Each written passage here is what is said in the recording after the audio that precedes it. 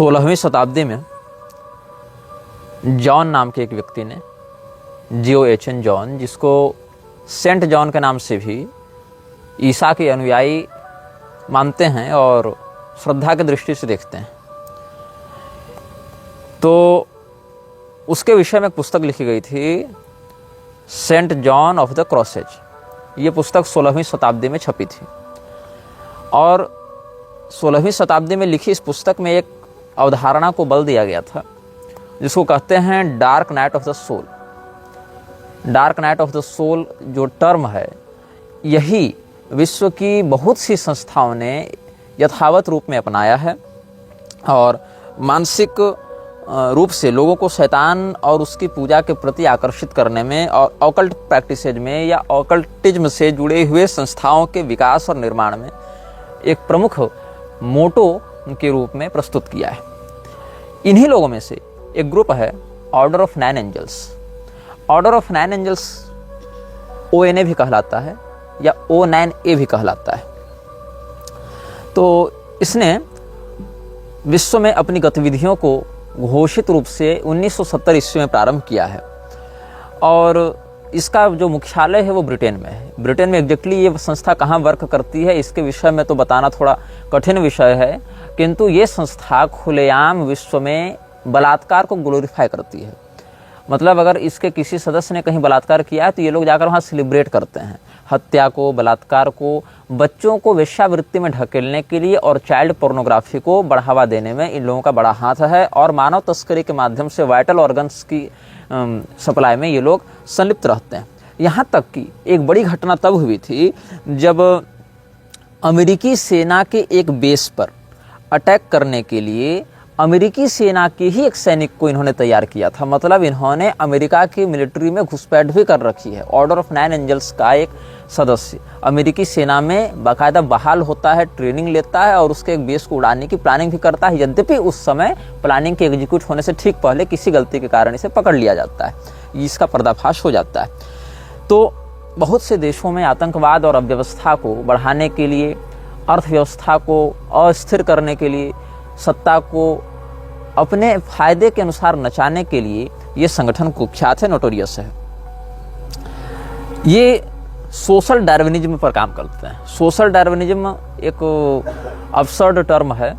मतलब ये इवोल्यूशन को ऐसे प्रस्तुत करता है जो नेचर बेस्ड न होकर सेल्फ बेस्ड हो। मतलब कि डार्विन की यह थ्योरी थी कि जीव प्रकृति के अनुरूप अपनी जो स्थिति है शारीरिक और मानसिक उसको बदलता है और इसमें कई दशक, कई शतक, कई शताब्दी और कई सहस्राब्दी भी लगते हैं उस जीव के एवोल्यूशन के एडप्टेशन के आधार पर। ये उसका एक सामान्य सिद्धांत था। यद्यपि ये उसका जो अवधारण है वह बहुत से समकालीन लोगों के ही द्वारा खंडित भी किया गया, चैलेंज भी किया गया और आज तक इस सिद्धांत की कई बार धज्जियां उड़ाई जा चुकी हैं। किंतु सोशल डार्विनिज्म के माध्यम से लोग कहते हैं कि प्रकृति के अनुसार हम प्रकृति के नियंत्रण में नहीं बदलेंगे, हम खुद को सेल्फ गवर्नड बॉडी के रूप में एनालिसिस करते हुए खुद डेवलप होंगे और समाज को साथ में डेवलप करेंगे, हम समाज के नियंत्रक बनेंगे। तो इस जो संगठन ने काम किया उसमें एक रिपोर्ट के अनुसार एडहेरेंट्स are encouraged to secretly infiltrate organizations such as the military or Christian churches in order to destabilize them from within। ये ऑर्डर ऑफ 9 एंजल्स है वो क्या करती है, सेना में या ईसाइयों के जो धार्मिक केंद्र हैं, विशेष करके जो कैथोलिक एंड प्रोटेस्टेंट दो ही प्रधानता से चल रहे हैं, तीसरे में ऑर्थोडॉक्स आते हैं। इन तीनों के अलावा बाकी की संख्या बड़ी कम है। तो कैथोलिक, प्रोटेस्टेंट्स और ऑर्थोडॉक्स ये 3 प्रधान केंद्र बिंदु होते हैं ईसाइयत के। इनके संगठनों में पादरी बनकर, नन बनकर, डोनेटर बनकर या और किसी अथॉरिटी के रूप में सम्मिलित होना और उसको जड़ से खोखला करना और उसको वहाँ से समाप्त करना सीक्रेट एजेंट के रूप में। तो ये लोग क्या करते हैं, सिंबॉलिक रूप से सेक्रीफाइस करते हैं और जरूरत पड़ने पर एक्चुअल रूप से भी करते हैं। मतलब ये लोग बलिदान की चर्चा करते हैं सांकेतिक रूप से भी, वैक्स स्टेचूज को स्टैब करके, मोम का पुतला बनाकर उसको चाकू से मारकर, या फिर रियल सेक्रीफाइस करके भी, नरबली इत्यादि देकर भी। और नरबली देने से पहले जो उसका क्लाइंट है या जो भी उसका होस्ट के साथ बलात्कार करके उसकी हत्या करते हैं। तो इयान ब्राडी नाम का एक बहुत ही कुख्यात सीरियल किलर रहा है। तो इयान ब्राडी ने बहुत से लोगों को मारा और उस जिस व्यक्ति को जहाँ जहाँ मारता था वहाँ पुनः जाकर उस मौत को जश्न के रूप में प्रस्तुत करता था और सेलिब्रेट करता था। ये ब्रिटेन का था और ब्रिटेन में ही ऑर्डर ऑफ 9 एंजल्स का मुख्यालय भी है। तो इयान ब्राडी तो बाद में गिरफ्तार कर लिया गया था और उसका कहना था कि मोरलिटी जो है वो कमज़ोर लोगों का एक छलावा है। मतलब जो कमज़ोर है, जो डरपोक है या जो अथॉराइज्ड नहीं है, वही व्यक्ति मोरल दिखाता है, वही स्वयं को मोरलिटी का गुलाम बताता है। लेकिन चूंकि हम फ्री विल के अनुयायी हैं और हम खुद को सेल्फ डेवलप करते हैं अपनी इच्छाओं के अनुसार, इसीलिए जो है मोरलिटी हमारे लिए बाधक है। हम जो चाहें सो कर सकते हैं और जिसके साथ चाहें उसके साथ कर सकते हैं। तो इन लोगों ने क्या किया है, इस्लाम के जिहाद को भी बहुत ओपनली समर्थन दिया है। इनका मानना है कि हम जितना अधिक व्यापक रूप से विश्व में खून खराबा करेंगे उतनी अधिक शैतानी शक्तियां प्रबल होंगी। और चूंकि कलयुग का भी यही सिद्धांत है, कलिश्च कलह प्रिय, कलयुग भी यही चाहता है। तो कलयुग के ये सब बहुत छोटे स्तर के अनुयायी हैं और उसके प्रमोटर हैं। यद्यपि इनको पता नहीं है किसके लिए काम कर रहे हैं, लेकिन शैली से तो प्रभाव उसी को पड़ रहा है जो ये सब करवा रहा है। तो म्लेच्छराज को बढ़ाने के लिए अधर्म का बढ़ना आवश्यक है। अधर्म के बढ़ने में व्यभिचार, हत्या, बलात्कार ये सब बहुत ही महत्वपूर्ण स्थान माने गए हैं, अधर्म के केंद्र बिंदु माने गए हैं। तो सम followers also express enthusiasm for Islamist jihadist violence. All this real world activity is supposed to have a supernatural effect, opening up a gateway into the world for evil energies. और ये सब बलात्कार, चोरी, हत्या, डकैती करने के पीछे इनका उद्देश्य क्या होता है? इनका उद्देश्य ये होता है कि हम अपने प्रभाव से अधर्म को इतना अधिक बढ़ा दें कि गेटवे खुले और उस गेटवे से इनके द्वारा आराधित की जाने वाली पैशाचिक शक्तियाँ जो मिडिल डायमेंशन में रहती हैं, जो कॉस्मिक डायमेंशन है और जो ये पार्थिव आयाम है, इन दोनों के मध्य में जो डायमेंशन है जहाँ पर इस प्रकार के जो क्षुद्र शक्तियाँ हैं, जो तामसिक शक्तियाँ हैं, वेताल, भूत, प्रेत, ब्रह्म राक्षस, मुंजा और कलुआ, ये सब जो शक्तियाँ हैं वो सब जहाँ रहती हैं, या इनकी भाषा में कहने तो डिमंस और जो ये सब मानते हैं वेम्पायर्स, या जो कुछ मैथोलॉजिकल और कुछ रियल कैरेक्टर्स भी जो ये मानते हैं, टर्मोलॉजी अलग अलग हो सकती है। तो ये सब वहाँ पर एग्जिस्ट करते हैं और वहाँ से गेटवे खुले और हमारे इस दुनिया में आकर हमें वरदान दें और हमारे विश्व नेता बनने के अभियान को सार्थक करें। तो वो गेटवे कैसा दिखता है इसकी भी परिकल्पना ये कोटिंग ने की है और उसने अपने अनुभवों को लिखा है, उस पर हम बाद में आएंगे। और साथ ही यह भी बताएंगे कि ये कोटिंग का उत्थान और पतन कैसे हुआ, इस पर भी हम चर्चा करेंगे। तो इनको कॉमन टर्म में नियो नाजी भी कहा जाता है। जैसे कि नाजी का अभियान विश्व में एक विचारधारा मात्र को स्थापित करते हुए अन्य सभी विचारधाराओं को नष्ट करने के प्रति केंद्रित था, वैसे ही ये लोग भी चाहते हैं कि हम लोग भी अपनी एकमात्र विचारधारा को पूरे विश्व पर लागू करते हुए बाकी सभी लोगों को निर्ममतापूर्वक मार डालें। ये उनकी अवधारणा रही है। तो और भी जैसे अमेरिका में एक डिवीजन काम करता था, एटम वेपन डिवीजन, और एटम वेपन डिवीजन के माध्यम से ONA ने, ऑर्डर ऑफ 9 एंजल्स ने 5 हत्याएं करवाई थी। और इसी प्रकार से जो ब्रिटेन है, ब्रिटेन में सॉनन क्रिक डिवीजन काम करता था और वो भी इसी प्रकार का काम करता था। अभी वर्तमान में अमेरिका और ब्रिटेन दोनों की सरकार ने एटम वेपन डिवीजन और सोनन क्रिक डिवीजन को प्रतिबंधित कर दिया है। तो इन लोगों ने क्या किया है, बहुत से लोगों को अपने लिए तैयार किया था और इन लोगों ने जो विशेष करके जो सोनन क्रिक डिवीजन था उसने ONA के लिए बहुत कुछ सेक्सुअल वायलेंस के मटेरियल सप्लाई किए हैं। ये लड़कियों को उठाते थे, लड़कियों को वहाँ पर सप्लाई करते थे, लड़कियों के साथ बलात्कार किया जाता था, हेडक्वार्टर में रिचुअल्स किए जाते थे शैतानों को जगाने के लिए, और फिर उनका रेप करके फिर उनका मर्डर करके, और कई मामलों में उनके अंगों को भी इधर उधर बेचा जाता था। या फिर ये लोग कैनिबलिज्म को भी प्रमोट करते हैं, नरमांस के भक्षण को भी ये लोग प्रोत्साहित करते हैं। तो ये हम आपको ऑर्डर ऑफ 9 एंजल्स के विषय में बता रहे हैं। जो ये संस्था है इसमें 1960 से गतिविधियां प्रारंभ हो गई थी, लेकिन प्रभावी रूप से विश्व में इसको अपनी पहचान स्थापित करने में 10 साल का समय लगा और 1980 आते आते इसने ट्रेडिशनल सैटनिज्म को प्रमोट किया है। हम इसका लोगो भी स्क्रीन में आपके साथ साझा करेंगे। और United Kingdom, Russia, United States, Canada, Australia, Italy, Greece, Egypt, Ireland, Finland, Portugal, Serbia, Poland, Spain, Brazil, Philippines, Iceland, Belgium, Montenegro, Netherlands, Mexico, Germany, New Zealand और साउथ अफ्रीका, इतने देशों में इसके लोग सक्रिय हैं। सौभाग्य से भारत में इनकी कोई ज्ञात गतिविधि प्रत्यक्ष रूप से अभी तक नहीं मिली है। और ये ऑपरेट कहाँ करते हैं? ब्रिटिश कोलंबिया, टेम्पेर, केरलिया, सॉफ्टशायर और साउथ कैरोलिना, इन स्थानों पर ये करते हैं।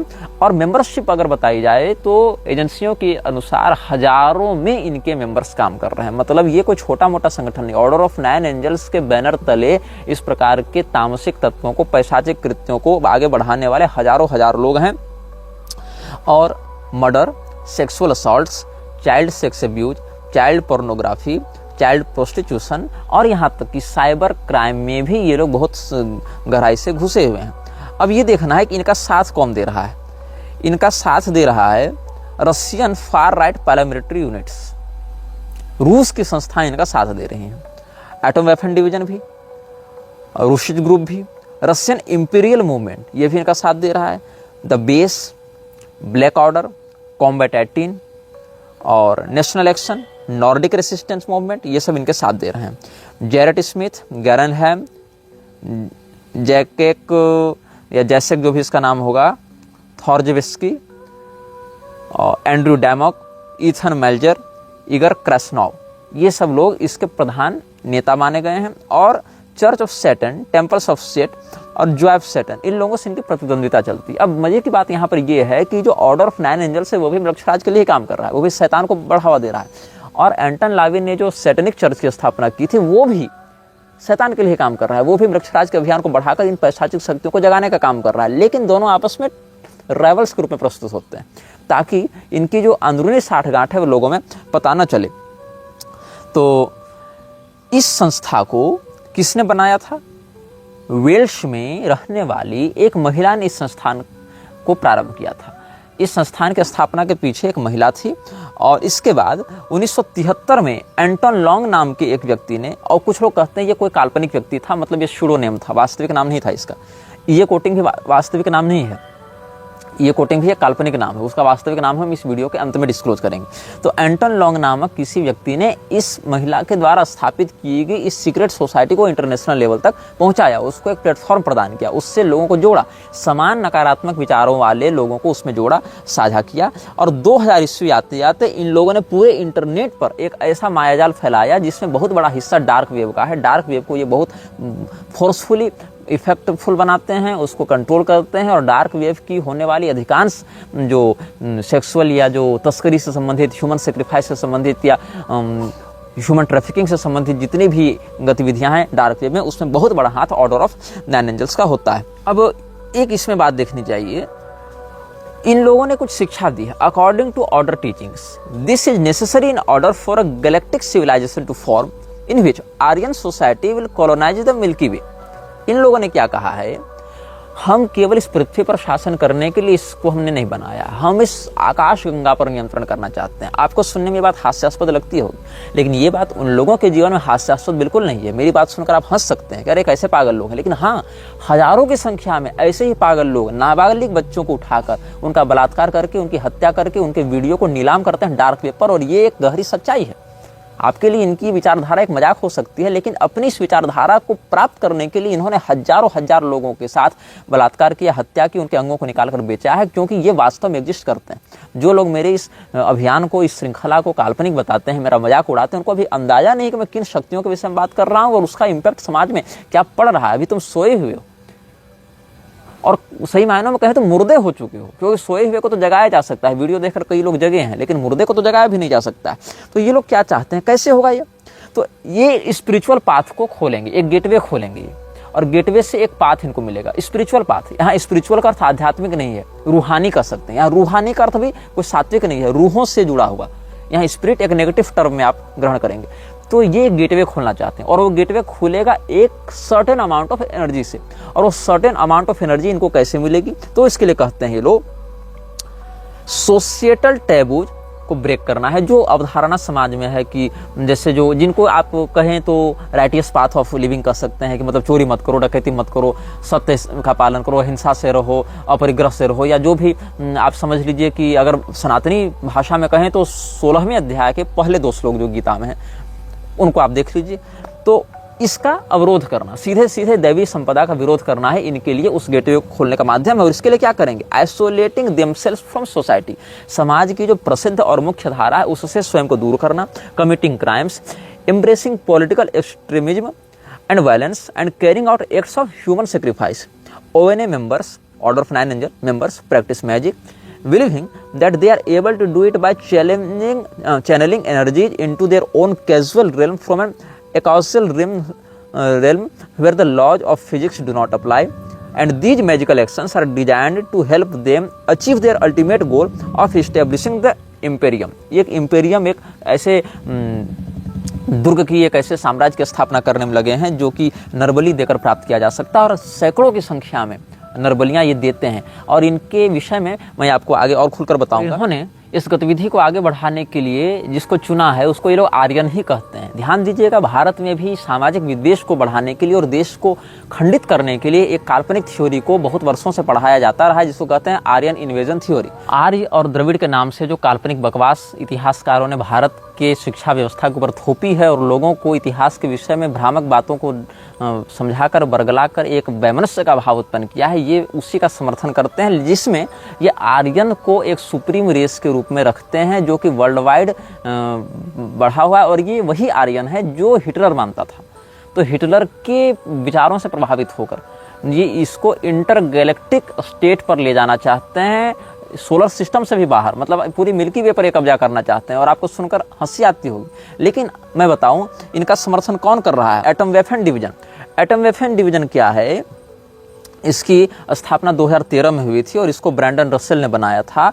और इसने अमेरिका में इतना उत्पाद किया क्योंकि मतलब इसने एक संकल्प ले रखा था कि फेडरल गवर्नमेंट को हम यूनाइटेड स्टेट्स से बाहर कर देंगे और उसके लिए हमको चाहे जो करना पड़े। तो ये टेक्सास में रहते हुए इन्होंने अपना काम प्रारंभ किया और United States, United Kingdom, Canada, Germany, Baltic States, Russia, Spain, Italy, Finland, Ireland और अलग अलग अर्जेंटीना, ब्राज़ील जैसे और भी देशों में और यूरोपीय देशों में भी इसका काम रहा है। और ये लोग एंटी डेमोक्रेटिक आइडिया वाले हैं, ये लोकतंत्र को पसंद नहीं करते हैं। ऐसे देखो, लोकतंत्र में बहुत खामियां हैं और लोकतंत्र बहुत अधिक भेदभावपूर्ण और एक पक्षीय व्यवहार करने वाला सिस्टम भी है, ये बात सत्य है। और लोकतंत्र अविवेकी सत्ता को प्रधानता से प्रमोट करता है बहुत मायनों में, ये भी सत्य है। लेकिन जिस प्रकार का हम विरोध करते हैं लोकतंत्र का और जिस प्रकार का ये विरोध करते हैं, दोनों में अंतर ये है कि लोकतंत्र को नष्ट करने के लिए लोकतंत्र के समर्थकों के साथ बलात्कार इत्यादि का, उनके बच्चों को अपहरण करके उनके अंगों को बेचने इत्यादि अमानवीय कृत्यों का हम समर्थन नहीं करते हैं। लेकिन ये एक्सट्रीमली प्रो रेपिस्ट हैं, प्रो मर्डरर्स हैं, प्रो स्मगलर्स हैं। और ये केवल ये नहीं कि डेमोक्रेटिक विचारधारा के विरुद्ध हैं, ये हर उस विचारधारा के विरुद्ध हैं जो इनको शासक के रूप में स्वीकार न करे। कहने का अर्थ ये है, ये शास्त्रीय राजतंत्र के समर्थक होगा ऐसी बात भी नहीं है, क्योंकि शास्त्रीय राजतंत्र में तो सर्वे भवन्तु सुखिनः इत्यादि की अवधारणा भी है, लेकिन यहाँ वैसी बात नहीं है। जो एटम वेपन डिवीजन है उसने तो 5 हत्याएं करवाई थी, उसके बाद लोग आ गए वहाँ पर, जो अथॉरिटीज हैं वो आ गए। उसके बाद एक 2013 में ही नेशनल एक्शन की स्थापना हुई थी यूके में, और नेशनल एक्शन नामक जो संस्था है उसको 2016 ईस्वी में, मतलब इसकी स्थापना के 3 वर्षों के बाद ही आतंकवादी संगठनों की सूची में लिस्ट करके इसको प्रतिबंधित कर दिया गया था। और इसने नेशनल एक्शन ने मिलकर एटम वेपन डिवीजन के साथ मिलकर एक और संगठन को प्रमोट किया जिसका नाम था सोनेनक्रेग डिवीजन। और सोनेनक्रेग डिवीजन जो है वो, मतलब आप जान लीजिए कि जो एटम वेपन डिवीजन अमेरिका में काम करती वही काम ये यूके में करती थी, लेकिन दोनों के कनेक्शन आपस में जुड़े हुए नहीं थे। लेकिन समान विचारधारा होने के कारण चैट और ईमेल के माध्यम से नेशनल एक्शन को माध्यम बनाते हुए, मीडियम बनाते हुए इन दोनों ने संपर्क किया, दोनों डिवीजन से, यूके बेस्ड और यूएसए बेस्ड। और बीच में मीडिएटर कौन बन गया? National action. और इन लोगों ने मिलकर ये कहा कि हम लोग 2018 में इन लोगों ने कहा कि प्रिंस हैरी जो है उसको हम लोग मार देते हैं। प्रिंस हैरी जो ससेक्स का ड्यूक भी है उसको हम मार देते हैं। क्यों मार देते हैं? क्योंकि उसने मेघन मार्केल से विवाह किया है और मेघन मार्केल जो है वो पूर्ण श्वेत महिला नहीं है, वो ब्राउन चमड़ी की है, इसीलिए उसका वध कर दिया जाए, उसको गोली मार दी जाए। और इतना ही नहीं, हर वो पुलिस वाला मार दिया जाए जो इनकी सुरक्षा में है, और मारने से पहले उसका बलात्कार किया जाए, ये भी। और हर वो श्वेत महिला मार दी जाए जो अश्वेत पुरुषों के साथ या उस प्रकार के संबंधों में लिप्त है। इस प्रकार से इन्होंने बिल्कुल रंग के आधार पर हत्या हिंसा को मतलब अभी प्रमोट करना भी आरंभ किया है। और ऐसे ही करके एक कॉम्बैट 18 नाम का ग्रुप काम करता था। कॉम्बैट 18 की स्थापना इन लोगों से पहले हुई थी, ये तो 2013-2016 से काम कर रहे हैं। कॉम्बैट 18 की स्थापना हुई थी 1992 ईस्वी में। डेविड मैट के द्वारा इसकी स्थापना की गई थी। ऐसे इसकी स्थापना ब्रिटेन में ही की गई थी और अभी तो ये एक्टिव है, लेकिन जर्मनी में इसको बैन किया गया है, इस प्रकार की सूचना प्राप्त हो रही है। विकिपीडिया में भी इसके विषय में बहुत कुछ मिल जाएंगे और इसके जो इतने अधिकारी हैं वो अधिक संख्या में तो नहीं हैं, लेकिन लगभग 200 से 250 लोग इसके लिए अभी कार्य कर रहे हैं, ऐसी सूचना भी यहाँ प्राप्त हो रही है। ब्लैक ऑर्डर इत्यादि, black order of pan Europa, ये भी एक सैटेनिस्ट ग्रुप है और 1994 में इसकी स्थापना हुई थी। ऑर्डर ऑफ 9 एंजल्स के ही ये सब डिवीजन्स हैं, मतलब ऑर्डर ऑफ 9 एंजल्स में जितनी संस्थाएं एफिलिएटेड हैं, मतलब ये उनका अम्ब्रेला कॉरपोरेशन है। जैसे अल्फ़ाबेट कंपनी है, अल्फ़ाबेट के अंदर गूगल भी है, जीमेल भी है, यूट्यूब भी है और ड्राइव भी है, प्ले स्टोर भी है, ये सब अल्फ़ाबेट के अंतर्गत आते हैं। जैसे मेटा एक अम्ब्रेला कॉरपोरेशन है, मेटा के अंतर्गत फेसबुक है, इंस्टाग्राम है, व्हाट्सअप है और भी छोटे मोटे 50 सॉफ्टवेयर उसके अंतर्गत काम करते हैं। तो ऐसे ही Order of 9 Angels Umbrella Corporation है और उसके नीचे नीचे ये सारे डिविजन्स और सारे कॉम्बैट्स काम करते हैं। और इन लोगों ने पूरे पश्चिम जगत को ऐसा आतंकित किया है कि वहाँ के जो राइट विंगर्स हैं उनका जीना मुहाल हो गया है। और सत्ता बाहर से इन लोगों से लड़ती है, लेकिन आंतरिक रूप से सत्ता में जितने बड़े बड़े नेता, उद्योगपति और यहाँ तक कि मिलिट्री के भी लोग बहुत हद तक इसके गुप्त एजेंट रहते हैं और वहाँ पर इसके एजेंट के रूप में काम करते हैं।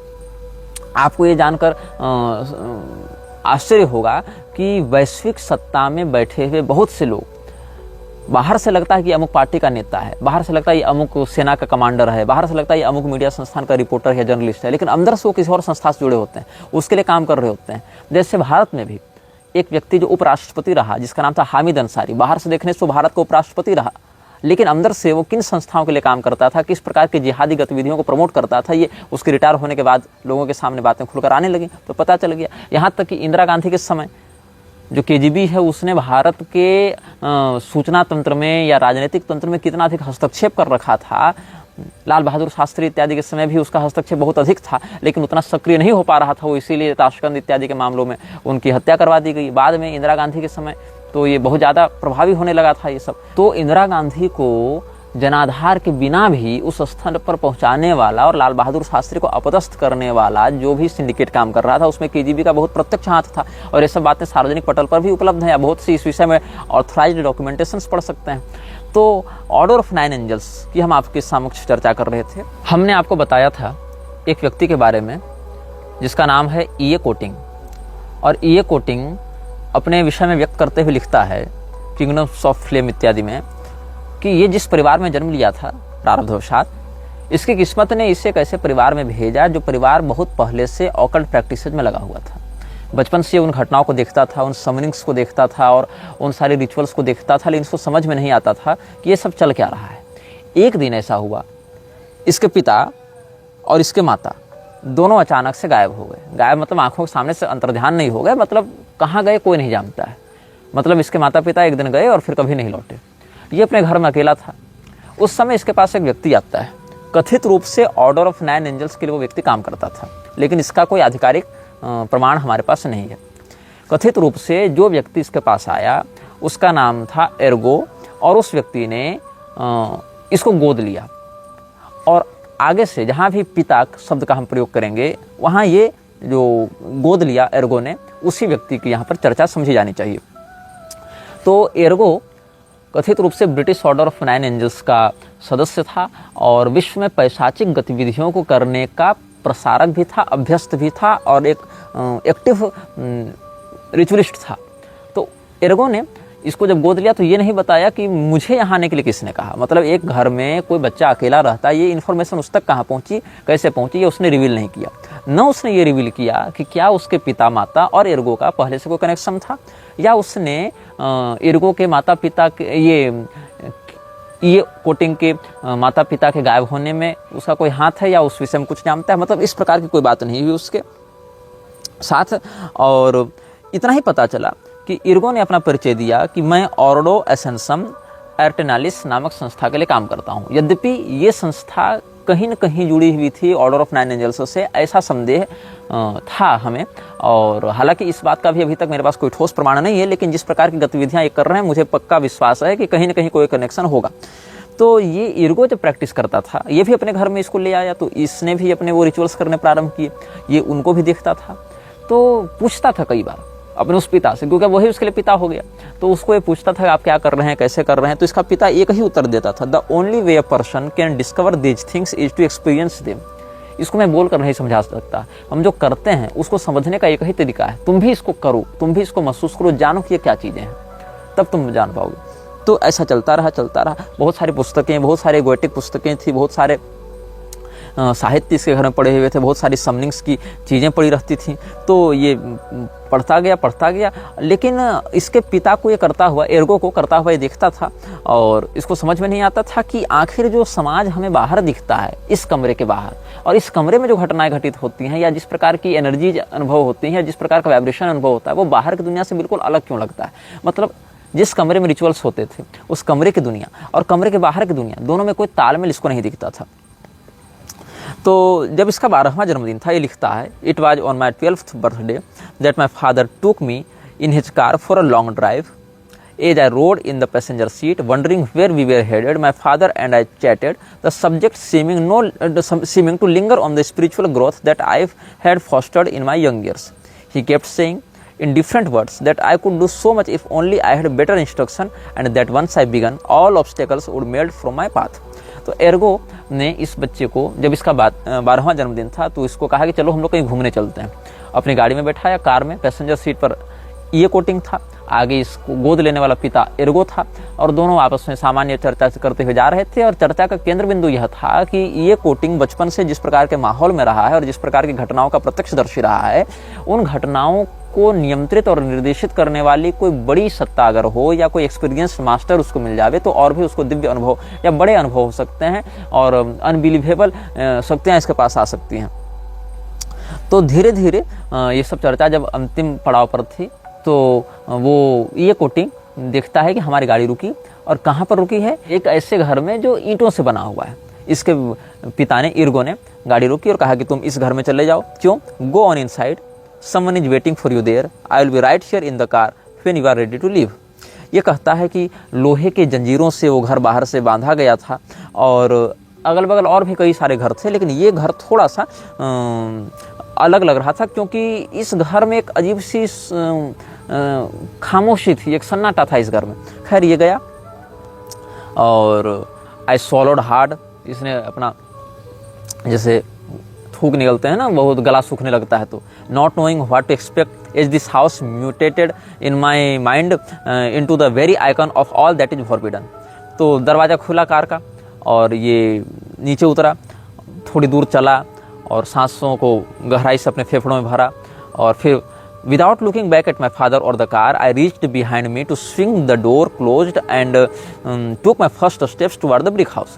ये पीछे मुड़कर देखा नहीं कि कार में कोई है कि नहीं, कार है कि नहीं, मेरे पिता क्या देख रहे हैं। ये सीधे सीधे दरवाजे तक गया, क्योंकि घर में माहौल ऐसा था इसका, तो थोड़ा इसका मन तो तैयार था इन चीज़ों के लिए, और सोचा कि मैं दरवाजे पर दस्तक दूँ। ये कहता है, I stopped in the front of the wood door that guarded all the secrets of the house and raised my fist to knock.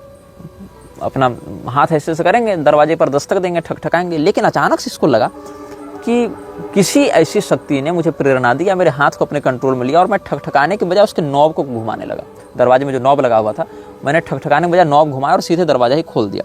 जब दरवाजा हमने खोला, तो क्या कहता है, the same unknown something led my hand to the door knob and twisted it. The door opened, the creak being much deeper and more sinister than the one made by the car door. जब car का दरवाजा खुला था, तब भी एक प्रकार की विचित्र आवाज़ इसको सुनाई पड़ी थी। कार के खुलने पर जो ची इस प्रकार की आवाज़ पुरानी कार में हो सकती है, ग्रीसिंग की कमी कारण, और दरवाजे के खुलने पर भी जो क्रैकिंग साउंड आया, वो और ज़्यादा सिनिस्टर था, और ज़्यादा मैलिशियस था, पैशाचिक था। जब अंदर झांकता है, तो घर में पर्याप्त प्रकाश था, हवा में बासीपन था, मतलब जैसे बहुत दिनों से किसी घर में कोई नहीं घुसा है, तो ठंडी और थोड़ी सड़ी हुई हवा आती है, बासी हवा थी, ताज़ी हवा नहीं थी, और जाले लगे हुए थे इधर उधर। और मुझे उस कमरे में जब प्रवेश मैंने किया, तो मुझे कोई दिखा नहीं, उस समय कोई मनुष्य नहीं दिखा। और अचानक से दरवाज़ा जब बंद होता है, खुद ब खुद दरवाज़ा बंद हुआ, ऐसा इसने कहा था। दर्शक ध्यान देंगे, इसकी कहीं प्रत्येक बात को सच होने का मैं दावा नहीं करता, मैं बस उसके अनुभवों को आप तक पहुँचा रहा हूँ, ऐसा भी इसने लिखा है। और ये अनुभव कैसे किसी की ज़िंदगी को प्रत्यक्षता प्रभावित करते हैं, ऐसी घटनाएं, ऐसी क्रियाओं को करने वाले लोग, इस पर हम बाद में आएंगे, आपको बाद में बताएंगे।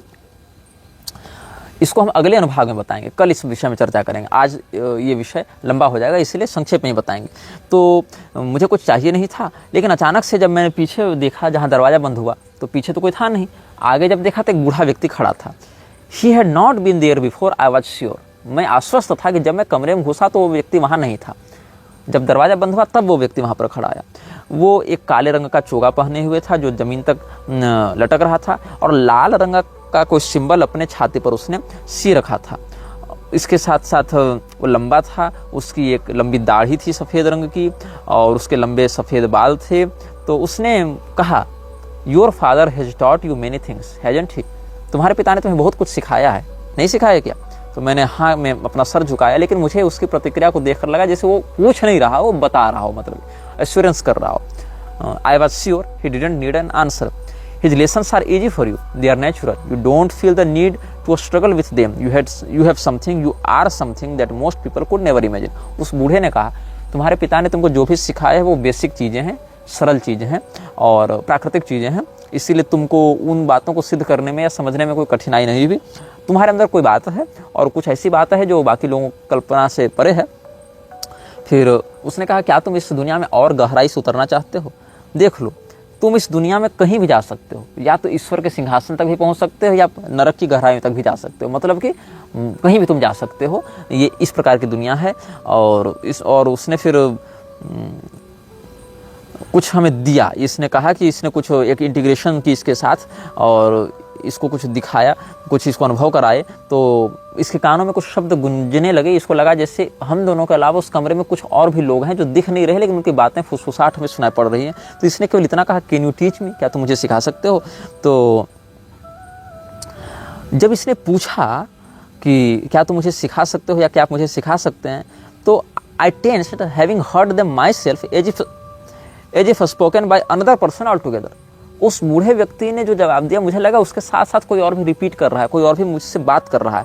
Even more, I didn't know if I wanted to be taught by this stranger.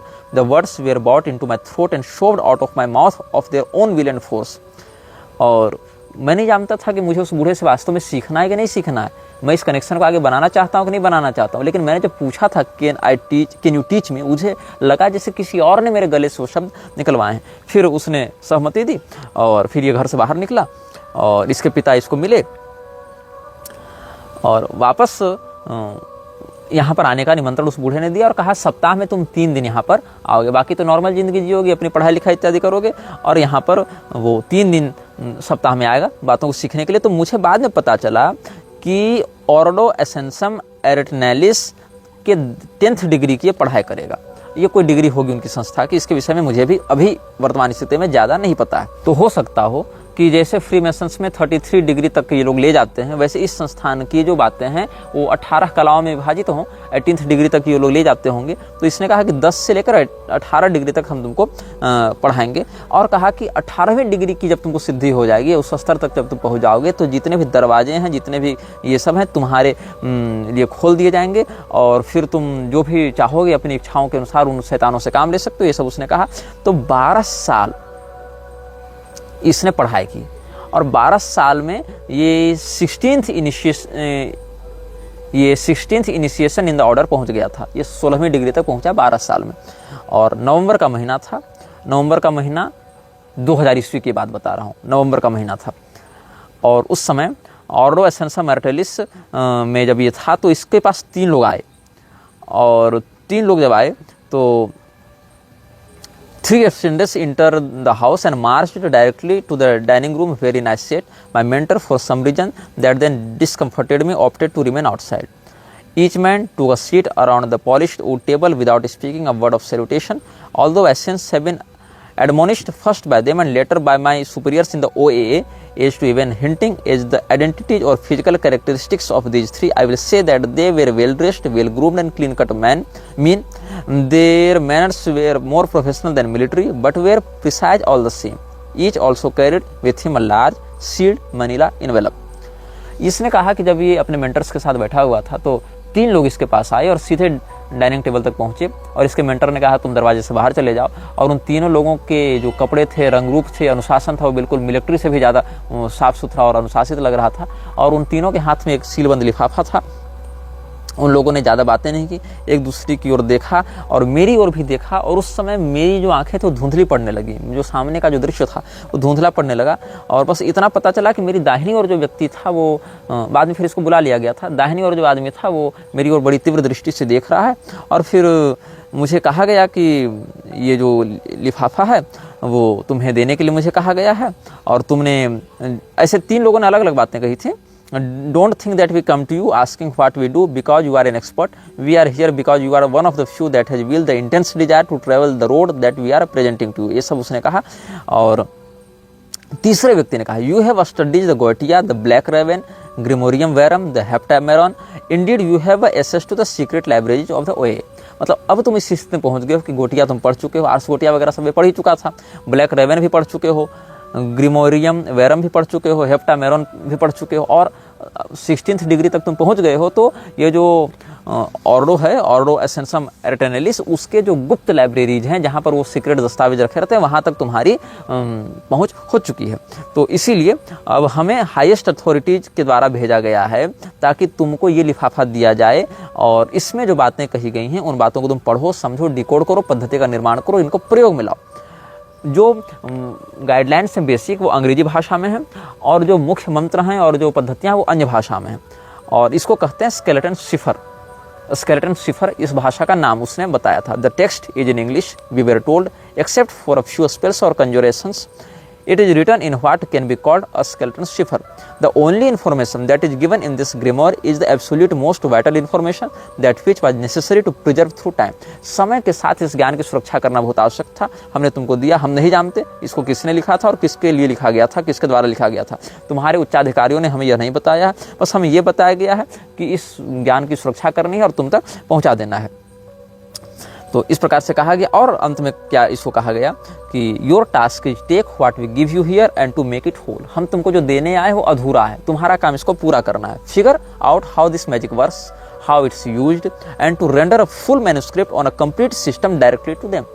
इस पांडुलिपि के आधार पर तुम एक पूरी पद्धति का निर्माण करो। ये कुछ अधूरा है मानचित्र या जो पद्धति प्रक्रिया है, और तुम इसको पूरा करो और इसकी शक्तियों को प्रयोग करना सीखो। हम लोग जीवन में फिर दोबारा कभी नहीं मिलेंगे, हमारी ओर देखना मत, हमारे विषय में पूछना मत, हमारा जो काम था यहाँ पर समाप्त हुआ। We will never meet with you again, don't look for us, don't ask about us, we have done what we were asked to do and this is where it ends. इस प्रकार से लोग कहे और चले गए। और ये कोटिंग अपने जीवन के अगले 3 साल, नवंबर 2000 से लेकर 3 अक्टूबर 2003 तक इसी मैन्युस्क्रिप्ट को डिकोड करने में लगा रहा, इसकी पद्धति का निर्माण करने में लगा रहा, और 3 अक्टूबर 2003 को ऑर्डो एसेंसम एर्टिनालिस के 18वीं डिग्री को ये प्राप्त करता है। और जिस प्रकार से क्रॉली को ऐवास इजिप्ट में मिला था, और डॉक्टर जॉन डी भी जानते थे कि किस प्रकार से उसके साथ वो सब शक्तियाँ संवाद कर रही हैं, वैसे ही ये कोटिंग ने भी अपना वर्णन किया है कि मुझे भी उस समय लगा कि किसी शक्ति ने मुझे अपना साधक चुना है या चाहता है कि वो उसके मार्ग तक आए। हो सकता है ये शक्ति मृक्षराज ही हो, या हो सकता है मृक्षराज के द्वारा बहुत छोटे स्तर पर इसको चुना गया हो किसी व्यवस्था को नियंत्रित या मैनिपुलेट करने के लिए, ऐसा हो सकता है। लेकिन कहीं ना कहीं उसका संबंध उससे अवश्य था। अब हम आपको इसके विषय में बताएंगे कि उस मैन्युस्क्रिप्ट में क्या था। बहुत से स्क्वायर्स बने हुए थे जिनके अंदर छोटे छोटे स्क्वायर्स थे, उनमें कुछ विशेष अंक लिखे रहते थे, और उन्हीं अंकों का संकेत समझते हुए आगे जो एग्जीक्यूशन है पद्धतियों का वो करना होता था। तो आगे हम पृष्ठ 17 तक जाते हैं। 17वें ये 16वें पृष्ठ के अंत में लिखता है कि ये जो टेबल चार्ट बने हुए थे, इससे मुझे लगा कि हिंदू लोग जिसको तत्व कहते हैं वही ये कुछ तत्वों की बात है। जैसे पंचतत्व हैं हमारे यहाँ, पंचतत्वों की तन्मात्रा है। तो ये क्या कहता है, I was impressed with the idea that the squares are somewhat at a midpoint between the Hindu तत्वाज एंड द इनोकियन टैबलेट्स। जो हिंदू लोग तत्व निर्माण करते हैं, जो तत्व चक्र इत्यादि का निर्माण करते हैं, इसमें अकडम चक्र है, अकथा चक्र है, राशि चक्र है, कुर्म चक्र है, ऐसे करके मंत्र सिद्धि के बहुत से चक्र होते हैं। तो ये सब मंत्र के तत्वों के चक्र होते हैं। तो इन चक्रों के या ऋणी धनी चक्र इत्यादि भी बनता है। तो जैसे हिंदुओं में ये सब तत्व चक्र बनाए जाते हैं, या तत्व चक्र में अलग अलग वर्ण मात्रिका के आधार पर अलग अलग तत्वों को वर्गीकृत भी किया गया है। इसमें 5 तत्वों के आधार पर मंत्रों का वर्गीकरण भी होता है, साधक का भी होता है, और साधक का तत्व मंत्र के तत्व के साथ मैच होना चाहिए। जैसे कोई मंत्र अग्नि तत्व का है और मैं जल तत्व का हूँ, तो वो दोनों मंत्र आपस में रिएक्ट कर जाएंगे, मंत्र और साधक मैच नहीं कर पाएंगे। अब जैसे कोई साधक जो है वो पृथ्वी तत्व का है, कोई मंत्र उसको अग्नि तत्व का मिल जाए, कोई जल तत्व का मंत्र है, साधक अग्नि तत्व का हो जाए, तो ये सब विरोधी तत्व हो जाते हैं। लेकिन आकाश तत्व जो है वो लगभग सभी तत्वों का संतुलन बना लेता है। तो ये वही कहना चाह रहा है कि बुक ऑफ इनोक में जो टेबलेट्स दिए गए हैं और हिंदू लोग जो तत्व चक्र बनाते हैं, इन दोनों से मिलता हुआ इनके मध्य का कोई विषय हमको लग रहा था। और ऐसा लग रहा था ये किसी ज्वाला के साम्राज्य की बात कर रहा है। कुछ लोगों को ये कोटिंग की बात पागलपन लग सकती है, कुछ लोगों को हास्यास्पद लग सकती है, कुछ लोगों को सच लग सकती है। मैं इन तीनों बातों में किसी भी बात का समर्थन या प्रस्तावन लेकर यहाँ नहीं बैठा हूँ। मैं बस ये बताना चाह रहा हूँ कि अलग अलग लोगों के इस संसार से जुड़े अलग अलग अनुभव होते हैं और बहुत से ग्रिमोरीज में जो बातें कही गई हैं उन बातों का कनेक्शन व्यक्ति के जीवन में कैसे लागू होता है, ये मैं बस आपको समझाना चाह रहा हूँ। बाकी आप स्वयं समझदार हैं, तो इतने अनुभाग देखने के बाद आप स्वयं कनेक्शन जोड़ने के लायक हो गए होंगे। तो इसने 17वें पृष्ठ में लिखना प्रारंभ किया कि कैसे कैसे हम शक्तियों के साथ अटैच होने का प्रयास कर रहे थे। जो पहला ज्वाला का साम्राज्य था उसके विषय में काले रंग की स्याही से एक सर्कल बना हुआ था और उसमें बहुत सारे ये लगे हुए थे स्क्वायर्स, उसमें बहुत कुछ अंदर अंक लिखे हुए थे। I took my place on a wooden chair before the altar and rested my hands on my knees entering a gnostic trance and I began to opening visualisations and culmination of the energy needed to perform the ritual. The air gradually thickened and seemed to swirl with the unseen currents moving through it. इस प्रकार से बताता गया कि कैसे हम वो सब इंकेंटेशंस पढ़ रहे थे और कैसे वो यंत्र निर्माण कर रहे थे, ये सब उसने बताई है। और the incantation for the opening of the astral gate is written in 3 parts. 3 parts में ये इस विषय में मैं आपको अगले अनुभाग में बताऊंगा कि कैसे इसने वो दरवाजा खोला था और गेटवे इसने कैसे खोला था और उन गेटवे के अंदर किन किन शक्तियों का इसने साक्षात्कार किया, वो शक्तियां इसको कैसे दिखती थी और उन शक्तियों के माध्यम से इसने कौन कौन से काम साधे और अंत में उन शक्तियों के ही दुरुपयोग से इसका पतन कैसे हुआ। इसके विषय में हम आपको आगे के अनुभागों में बताएंगे। बस इतना समझ लें, इसने इतना ही कहा था कि वहां पर हमने शैतानों को, स्पिरिट्स को और एंजल्स को एक साथ देखा, को एग्जिस्ट करते देखा। और मुझे ये समझ में नहीं आया कि जब शैतान या डीमंस और एंजल्स, देवदूत जिनको सरल भाषा में लोग कह देते हैं, तो जो एंजल और डीमन होते एक दूसरे को ऑपोजिट, दोनों को एग्जिस्ट किसी सेम किंगडम में कैसे कर सकते हैं? इसीलिए कर सकते हैं, जैसा कि मैंने आपको बताया था कि आतंकवादी तो दोनों हैं, चाहे वो छोटे स्तर का हो चाहे बड़े स्तर का हो। लेकिन जैसे एक आतंकवादी छोटे स्तर को निपटाने के लिए कई बार बड़े आतंकवादी को आना पड़ता है और उसके आने पर छोटे वाले शांत हो जाते हैं, वैसे छोटे पिशाच बड़े पिशाच के आने पर शांत हो जाते हैं। तो उस गेटवे के पीछे जो डायमेंशन है वहां पर डीमंस और एंजल्स दोनों को एग्जिस्ट करते हैं और दोनों वहां पर आपस में नहीं लड़ते हैं जब तक इनको प्रोवोक न किया जाए, जब तक इनको जगाया न जाए, जब तक इनसे कोई कनेक्शन स्थापित न किया जाए। तो जो पहला भाग है इनकेंटेशन का और जो दूसरा भाग है, जो तीसरा भाग है, इन सभी माध्यमों के 3-3 मिले हुए हैं रिचुअल्स और 3-3 यंत्र बने हुए हैं, ऐसा इसने बताया था।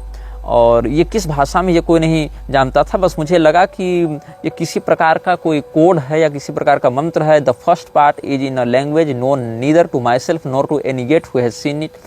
It seems to be an initial command for the gate to open and the wells to be parted. Although I had read this before many times in silence, as I read it aloud, it finally seemed to take on a shape and a substance that I had not imagined. तो ये जो भी gateway को देखता है उस gateway का चित्र हम आपको कल बताएंगे।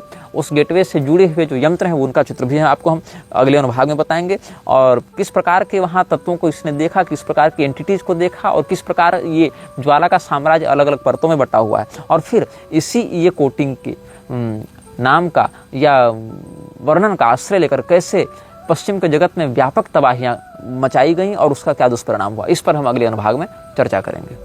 यह वीडियो जल्द ही हटा दिया जा सकता है। कृपया थर्ड पार्टी ऐप्स का उपयोग करके डाउनलोड करें। आप इस वीडियो को अपने चैनल पर फिर से अपलोड भी कर सकते हैं।